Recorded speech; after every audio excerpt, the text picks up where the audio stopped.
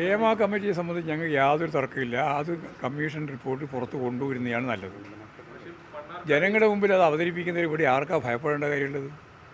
അത് കൃത്യമായിട്ട് ജനങ്ങൾക്ക് മനസ്സിലാകുന്ന രീതിയിൽ അവതരിപ്പിക്കുന്നതായിരിക്കും നന്നാകുക എന്നുള്ളതാണ്. അത് കോടതി പറഞ്ഞിട്ടുണ്ട്. അതിനനുസരിച്ച് ഇന്നാണല്ലോ അതിൻ്റെ അവസാനത്തെ തീയതി വരുന്നത്. അത് പ്രസിദ്ധീകരിക്കുന്നതിൽ വേറെ പ്രശ്നമുണ്ടാകുമെന്ന് എനിക്ക് തോന്നുന്നില്ല.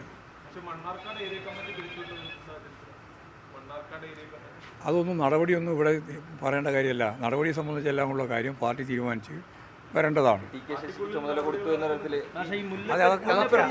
അത് ഉൾപ്പെടെ എല്ലാം